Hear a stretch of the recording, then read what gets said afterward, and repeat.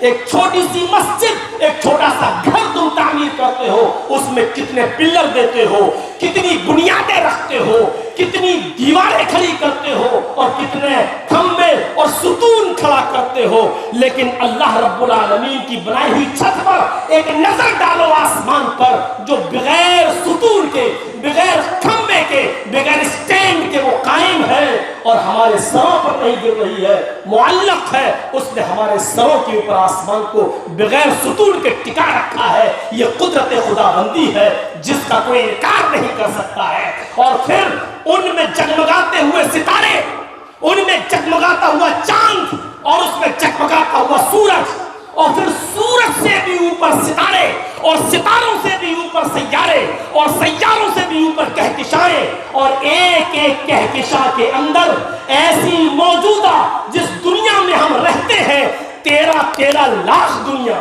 ایسی موجودہ دنیا جس میں ہم رہتے ہیں، ایسا موجودہ ورلڈ جس میں ہم رہتے ہیں، ایسی موجودہ دنیا جس میں ہم سانس لیتے ہیں، ایسی 13 لاکھ دنیا، 13 لاکھ دنیا اس کہکشاں کے کونے میں آ جائیں گی، اور ایسی کہکشائیں ہزاروں نہیں لاکھوں کی تعداد میں موجود ہے آسمان میں۔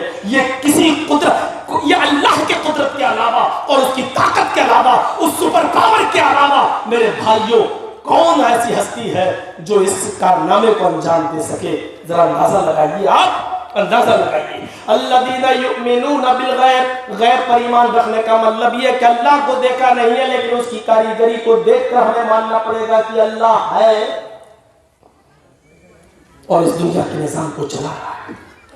فرشتوں پر ایمان لانے کا مطلب یہ ہے کہ ہم نے دیکھا نہیں ہے لیکن وہ ہے، اللہ تعالیٰ نے جو ان کو حکم دیا ہے اس کو وہ بجا لاتے ہیں، جن کاموں سے روکا ہے وہ رک جاتے ہیں۔ ہمارے ساتھ بھی اللہ تعالیٰ نے 2 فرشتے متعین کر رکھے ہیں جو ہمارے باڈی گارڈ ہیں۔ وہ باڈی گارڈ اس حیثیت سے نہیں کہ وہ ہمارے جسم کی حفاظت کر رہے ہیں یا کوئی ہمیں گولی مارے تو وہ روک لیں گے، اس حیثیت سے نہیں، وہ ہمارے باڈی گارڈ ہیں۔ ایک داہنے کاندھے پر، ایک بائیں کاندھے پر۔ وہ باڈی گارڈ یہ کہ ہماری زبان سے جو لفظ نکلتا ہے اچھا نکلا تو داہنے کاندھے پر بیٹھے ہوئے فرشتے نے اس کو نوٹ کر لیا، اور غلط نکلا تو بائیں کاندھے پر بیٹھے ہوئے فرشتے نے اس کو نوٹ کر لیا۔ وہ تمہیں روکنے کے پابند بھی نہیں ہے، اللہ تعالیٰ نے ان فرشتوں کو تمہیں روکنے اور کرنے کے لیے نہیں بنایا ہے۔ وہ کوئی فرشتہ تم سے یہ نہیں کہہ سکتا چل نماز پڑھنے چل، برائی لکھنے والا فرشتہ یہ نہیں کہہ سکتا کہ تو شراب پی، لیکن آپ اچھا کر رہے ہیں بس ان کو لکھنے کے لیے بھیجا ہے، تمہاری اچھائیاں لکھیں گے۔ تم نے برا کیا، ان کا کام یہ کہ وہ صرف برا لکھیں گے اور یہ نام اعمال اللہ کے سامنے تیار کر کے وہ پیش کر دیں گے۔ پھر ہمیں قیامت کے دن یہ نام اعمال ہمارے ہاتھ میں دے دیا جائے گا۔ اس ہاتھ میں دینے کے بعد ہم اپنے اپنے نام اعمال کو پڑھتے جائیں گے اور دیکھتے جائیں گے اور چیخ پڑیں گے، اے اللہ یہ کون سی کتاب تو نے میرے ہاتھ میں دے دی؟ اس میں تو ایک ایک منٹ تو چھوڑو، ایک ایک سیکنڈ کا حساب لکھا ہوا ہے، ایک ایک سیکنڈ کی نیکی لکھی ہوئی ہے، ایک ایک سیکنڈ کی برائی اس کے اندر لکھی ہوئی ہے۔ اے اللہ یہ تو نے کون سا نام اعمال میرے ہاتھ میں دے دیا ہے؟ یہ فرشتوں پر ایمان لانے کا مطلب اللہ تعالیٰ نے ان کو جو کام کرنے کا حکم دیا وہ کر رہے ہیں، جن کاموں سے روکا اس سے رک گئے، اور ان کی ڈیوٹی الگ الگ ہے۔ روح نکالنے والے کی ڈیوٹی روح نکالنے کی ہے، جس کو قیامت کے دن سور پھونکنا ہے وہ اپنے منہ میں آج سے سور لیے بیٹھا ہے، کھڑا ہے اور اللہ کے حکم کا انتظار کر رہا ہے۔ بارش برسانے کے لیے جن فرشتوں کو متعین کیا ہے وہ اپنے وقت پر بارش برساتے ہیں۔ نیکیاں اور برائیاں لکھنے والے فرشتوں کو متعین کیا، وہ اپنا کام کر رہے ہیں۔ عصر کی نماز پڑھنے کے بعد سورج ڈوبنے سے پہلے یہ دن کے فرشتے چلے جاتے ہیں، پھر رات کے فرشتے آ جاتے ہیں، اور مغرب کی نماز سے لے کر طلوع فجر تک وہ رہتے ہیں، پھر فجر طلوع ہوتے ہی وہ چلے جاتے ہیں، پھر صبح کے فرشتے پھر آ جاتے ہیں۔ میرے بھائیوں اللہ تعالیٰ نے جن فرشتوں کو جو جو امور سونپے وہ کام کر رہے ہیں، ہمیں دکھ نہیں رہے لیکن ہمیں ایمان لانا ہے۔ الذین یؤمنون بالغیب، یہ مطلب ہے غیب پر پر ایمان رکھنے کا. جنت ہم نے دیکھی نہیں لیکن ایمان رکھنا ہے. اللہ نے جو جنت بنائی ہے اس میں دودھ کی نہریں ہوں گی, شہد کی نہریں ہوں گی, اس میں حوریں بھی ہوں گی, اس کے اندر نعمتیں ہی نعمتیں ہوں گی. لیکن ان نعمتوں کو تکلیفوں سے گھیر لیا گیا ہے. ان نعمتوں کو پانا ہے تو دنیا میں تکلیفیں اٹھانا پڑیں گی. صبح فجر کی نماز پہ اذان کی آواز آتی ہے, الصلاۃ خیر من النوم, نیند سے بہتر نماز ہے. آپ دسمبر اور جنوری کی کڑاکے کی سردی کے اندر لیٹے ہوئے لحاف ہٹانے کی ہمت نہیں ہوتی ہے, لیکن آپ کو اگر جنت کی نعمتیں چاہنا ہے تو لحاف ہٹانا ہوگا. آپ لحاف کو ہٹائیے. آپ کو لائٹ نہیں ہے, گیزر بند ہے, یا غریب گھرانے میں گیزر کہاں ہوتے ہیں؟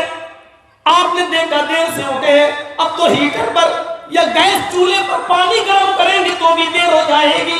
آپ نے سردیوں میں ٹھنڈے پانی سے وضو کیا, آپ کے ہونٹ ٹکرا رہے ہیں, سردی میں ہونٹ کپکپا رہے ہیں. آپ نے ٹھنڈے پانی سے وضو کیا, گرم شال جو بھی آپ کے پاس تھی آپ نے اوڑھ لی اور مسجد کی طرف روانہ ہو گئے.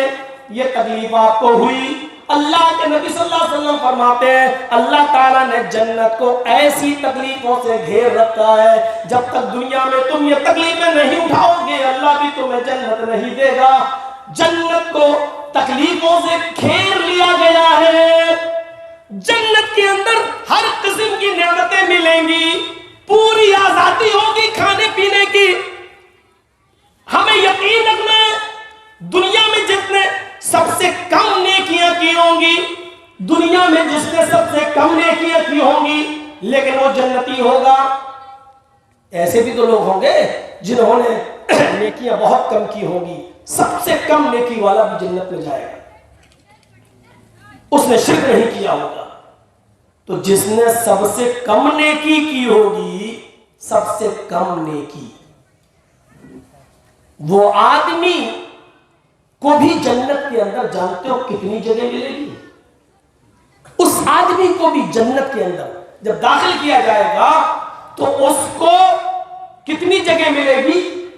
ایک گھوڑے پر بیٹھ کر, بخاری شریف کی حدیث ہے, ایک گھوڑے پر بیٹھ کر آپ سفر کریں, نان اسٹاپ وہ گھوڑا دوڑتا رہے, 100 سال کے بعد جہاں رکے گا, 100 سال نان اسٹاپ کہیں نہ رکے, 100 سال کے بعد وہ جہاں رکے گا, 100 سال میں اس نے جتنی دوری طے کی ہوگی اتنی جگہ ایک آدمی کو ملے گی. یہ اس آدمی کی جگہ ہے جس نے دنیا میں سب سے کم نیکیاں کی ہوں گی. زیادہ والوں کی کا کیا حال ہوگا؟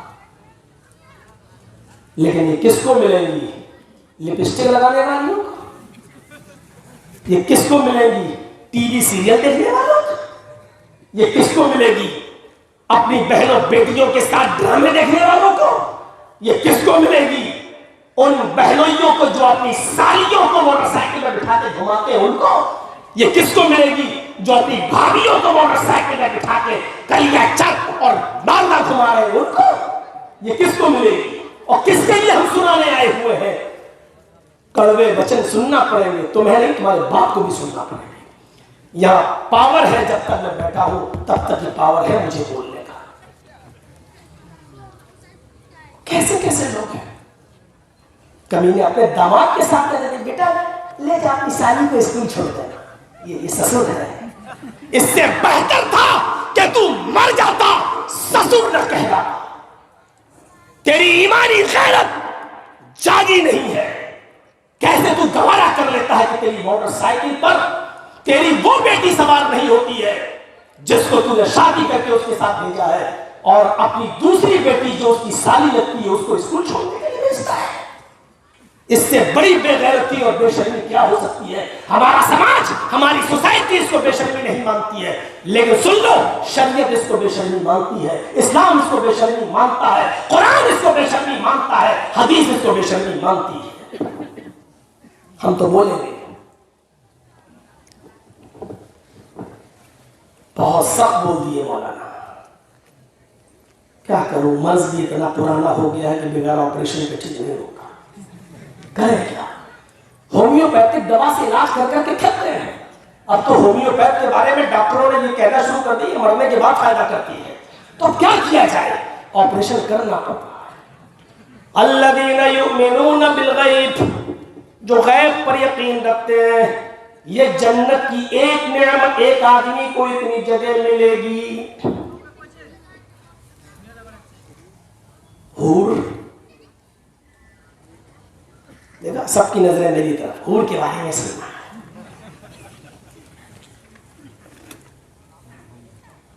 وہ حور جو جنت کے اندر ایک متقی انسان کو دی جائے گی، 70,000 جوڑے پہنے ہوگی۔ تم کیا پہناؤ گے اپنی بیویوں کو؟ بہت کچھ پہنا دیا تو زیادہ سے زیادہ ایسا کپڑا پہناؤ گے کہ کپڑا پہننے کے باوجود صرف اس کے جسم کے اندر کی کھال دکھائی دے سکتی ہے، بس۔ جنت کے اندر حور کو جو کپڑے پہنائے جائیں گے ان کی تعداد 70,000، اور 70,000 کپڑے پہننے کے باوجود ان کپڑوں کے اندر سے اس حور کی پنڈلی، یہ پنڈلی ہوتی ہے، یہ پنڈلی، اور اس پنڈلی کے اندر بھی آپ دبا کر دیکھیں گے تو ہڈی ملے گی آپ کو، ہڈی، بون کی ہڈی۔ 70,000 کپڑے پہننے کے بعد بھی ان عورتوں، ان حوروں کے پیروں کی پنڈلی کی ہڈی، اور اس ہڈی کے اندر جو مغز، جو گودا ہوتا ہے، وہ گودا بھی باہر سے نظر آئے گا، لیکن اس کو، جس کو وہ حور ملے گی، اس کو۔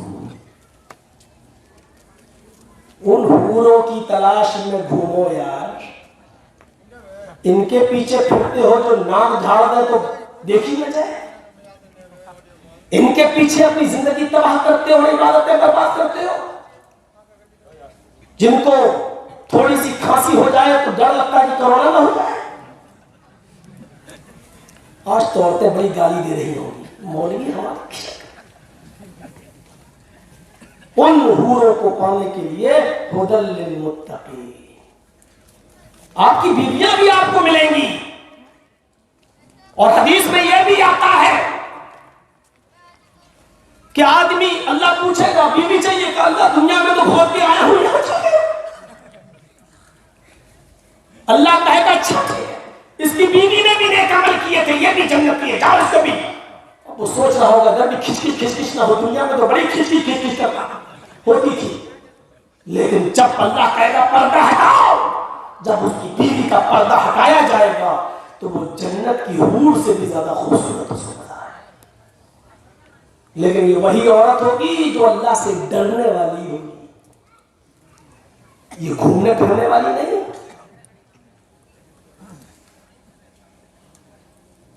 اپنے آپ بازاروں میں جا کے سبزی خریدنے والی، گوشت خریدنے والی، دکانداری کرنے والی، یہ نہیں، اللہ سے ڈرنے والی۔